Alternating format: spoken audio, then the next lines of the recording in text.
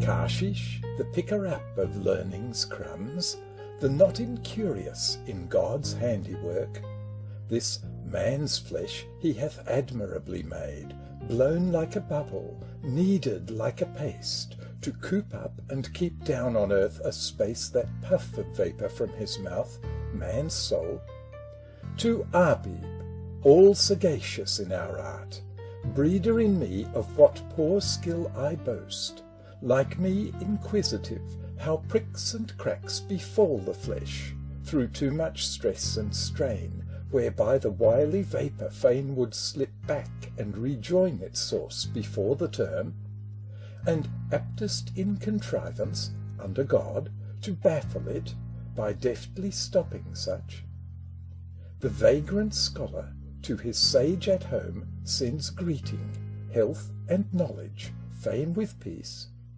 3 samples of true snakestone, rarer still one of the other sort, the melon-shaped, but fitter pounded fine for charms than drugs, and writeth now the 22nd time.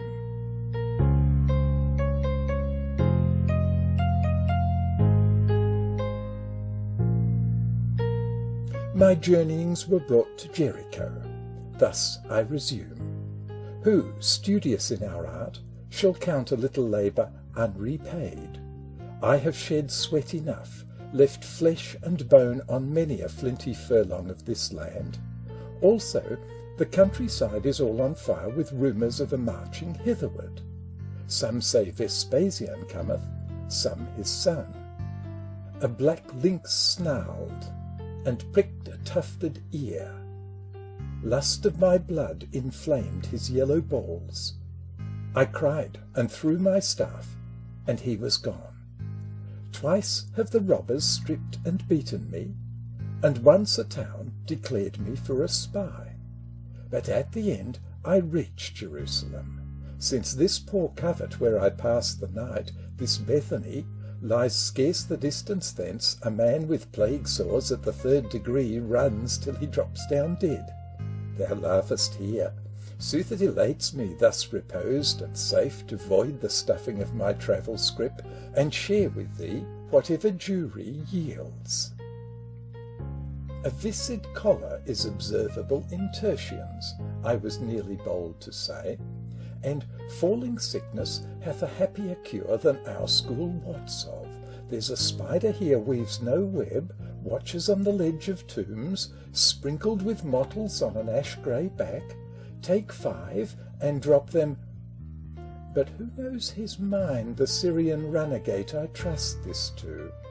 His service payeth me a sublimate blown up his nose to help the ailing eye. Best wait. I reach Jerusalem at morn, there set in order my experiences, gather what most deserves, and give thee all. Or, I might add, Judea's gum tragacanth scales off in purer flakes, shines clearer grained, cracks twixt the pestle and the porphyry, in fine, exceeds our produce. Scalp disease confounds me, crossing so with leprosy. Thou hadst admired one sort I gained at Zoar, but zeal outruns discretion. Here I end.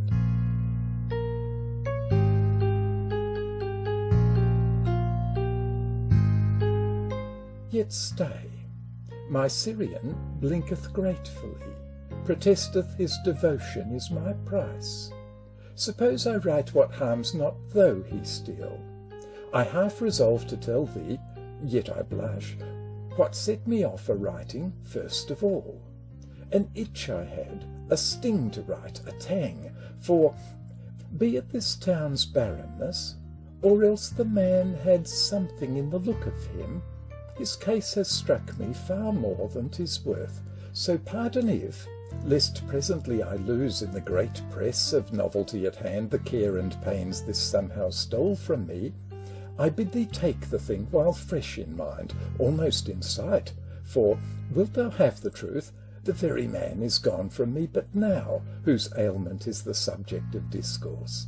Thus then, and let thy better wit help all.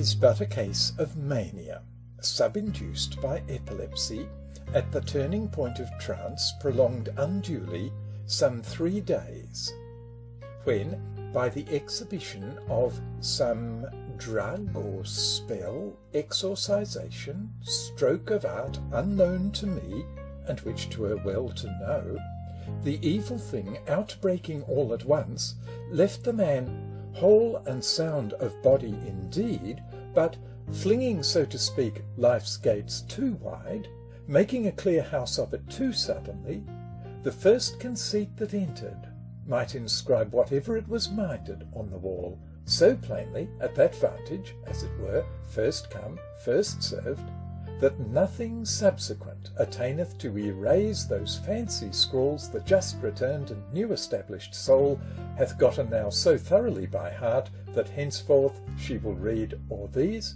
or none. And first, the man's own firm conviction rests that he was dead. In fact, they buried him, that he was dead and then restored to life by a Nazarene physician of his tribe. Saith the same bade rise, and he did rise. Such cases are diurnal, thou wilt cry. Not so this figment, not that such a fume, instead of giving way to time and health, should eat itself into the life of life, as saffron tingeth flesh, blood, bones, and all. For see how he takes up the afterlife. The man, it is one Lazarus, a Jew, sanguine, proportioned, 50 years of age, the body's habit wholly laudable, as much indeed beyond the common health as he were made and put aside to show. Think, could we penetrate by any drug, and bathe the wearied soul and worried flesh, and bring it clear and fair by 3 days' sleep? Whence has the man the balm that brightens all? This grown man eyes the world now like a child. Some elders of his tribe, I should premise, led in their friend, obedient as a sheep, to bear my inquisition. While they spoke, now sharply, now with sorrow, told the case, he listened not, except I spoke to him, but folded his 2 hands and let them talk, watching the flies that buzzed, and yet no fool. And that's a sample how his years must go. Look, if a beggar, in fixed middle life, should find a treasure, can he use the same with straitened habits and with tastes starved small, and take at once to his impoverished brain the sudden element that changes things, that sets the undreamed of rapture at his hand and puts the cheap old joy in the scorned dust? Is he not such an one as moves to mirth, wearily parsimonious when no need, wasteful as drunkenness at undue times? All prudent counsel as to what befits the golden mean is lost on such an one. The man's fantastic will is the man's law. So here, we call the treasure knowledge, say, increased beyond the fleshly faculty. Heaven open to a soul while yet on earth, earth forced on a soul's use while seeing heaven. The man is witless of the size, the sum, the value in proportion of all things, or whether it be little or be much. Discourse to him of prodigious armaments assembled to besiege his city now, and of the passing of a mule with gourds. 'Tis one. Then take it on the other side, speak of some trifling fact. He will gaze rapt with stupor at its very littleness, far as I see, as if in that indeed he caught prodigious import, whole results, and so will turn to us the bystanders in ever the same stupor, note this point, that we too see not with his opened eyes. Wonder and doubt come wrongly into play, preposterously, at cross purposes. Should his child sicken unto death, why look for scarce abatement of his cheerfulness, or pretermission of the daily craft? While a word, gesture, glance from that same child at play, or in the school, or laid asleep, will startle him to an agony of fear, exasperation, just as like. Demand the reason why, 'tis but a word object, a gesture.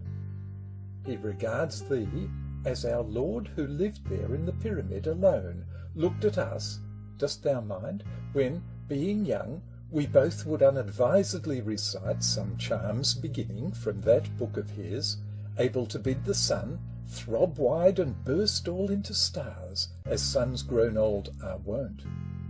Thou and the child have each a veil alike thrown o'er your heads, from under which ye both stretch your blind hands and trifle with a match over a mine of Greek fire, did ye know? He holds on firmly to some thread of life, it is the life to lead perforcedly, which runs across some vast distracting orb of glory on either side that meagre thread, which conscious of, he must not enter yet the spiritual life around the earthly life. The law of that is known to him as this: his heart and brain move there, his feet stay here. So is the man perplexed with impulses sudden to start off crosswise, not straight on, proclaiming what is right and wrong across and not along this black thread through the blaze. It should be, balked by, here it cannot be. And oft the man's soul springs into his face, as if he saw again and heard again his sage that bade him rise, and he did rise. Something, a word, a tick of the blood within, admonishes. Then back he sinks at once to ashes, who was very fire before, in sedulous recurrence to his trade, whereby he earneth him the daily bread, and studiously the humbler for that pride, professedly the faultier, that he knows God's secret while he holds the thread of life. Indeed, the especial marking of the man is prone submission to the heavenly will, seeing it what it is and why it is. Saith, he will wait patient to the last for that same death which must restore his being to equilibrium, body loosening soul divorced even now by premature full growth. He will live, nay, it pleaseth him to live, so long as God please, and just how God please. He even seeketh not to please God more, which meaneth otherwise than as God please. Hence, I perceive not he affects to preach the doctrine of his sect, whate'er it be, make proselytes, as madmen thirst to do. How can he give his neighbour the real ground, his own conviction? Ardent as he is, call his great truth a lie? Why, still the old, be it as God please, reassureth him. I probed the sore, as thy disciple should. How, beast, said I, this stolid carelessness sufficeth thee, when Rome is on her march to stamp out like a little spark thy town, thy tribe, thy crazy tale, and thee at once? He merely looked with his large eyes on me. The man is apathetic, you deduce? Contrariwise, he loves both old and young, able and weak, affects the very brutes and birds, how say I, flowers of the field. As a wise workman, recognises tools in a master's workshop, loving what they make. Thus is the man as harmless as a lamb, only impatient, let him do his best, at ignorance and carelessness and sin, an indignation which is promptly curbed. As when in certain travel I have feigned to be an ignoramus in our art, according to some preconceived design, and hap to hear the land's practitioners steeped in conceit sublimed by ignorance prattle fantastically on disease, its cause and cure, and I must hold my peace.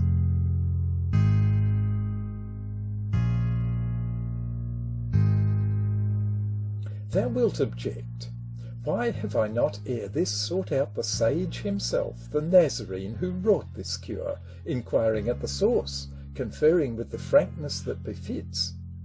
Alas, it grieveth me the learned leech perished in a tumult many years ago, accused, our learning's fate, of wizardry, rebellion, to the setting up a rule and creed prodigious, as described to me. His death, which happened when the earthquake fell, prefiguring, as soon appeared, the loss to occult learning in our Lord the Sage, who lived there in the pyramid alone, was wrought by the mad people that's their wont, on vain recourse, as I conjecture it, to his tried virtue for miraculous help. How could he stop the earthquake? That's their way. The other imputations must be lies, but take one, though I loathe to give it thee, in mere respect for any good man's fame. And after all, our patient Lazarus is stark mad. Should we count on what he says? Perhaps not, though in writing to a leech 'tis well to keep back nothing of a case. This man, so cured, regards the curer then as, God forgive me, who but God himself, creator and sustainer of the world that came and dwelt in flesh on it a while, saith that such an one was born and lived, taught, healed the sick, broke bread at his own house, then died with Lazarus by, for aught I know, and yet was what I said, nor choose repeat, and must have so avouched himself, in fact, in hearing of this very Lazarus, who saith, but why all this of what he saith? Why write of trivial matters, things of price, calling at every moment for remark? I noticed on the margin of a pool, blue flowering borage, the Aleppo sort, aboundeth, very nitrous. It is strange.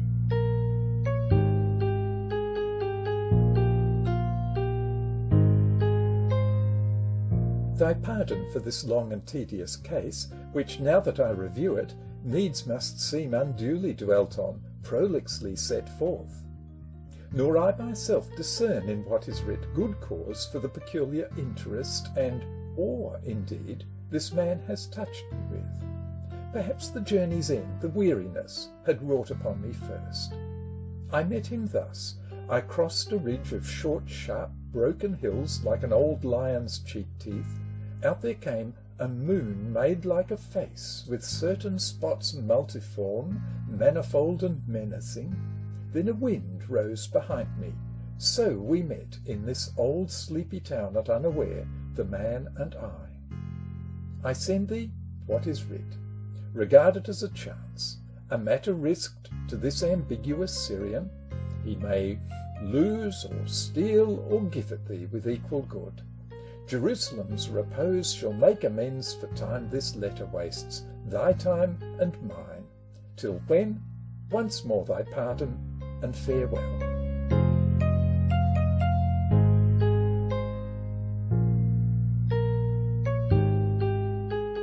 The very God. Think, Abib, dost thou think? So, the all-great were the all-loving too.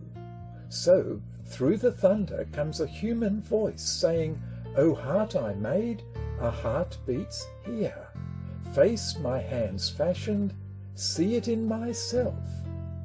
Thou hast no power, nor mayst conceive of mine, but love I gave thee with myself to love, and thou must love me who have died for thee. The madman saith he said so. It is strange.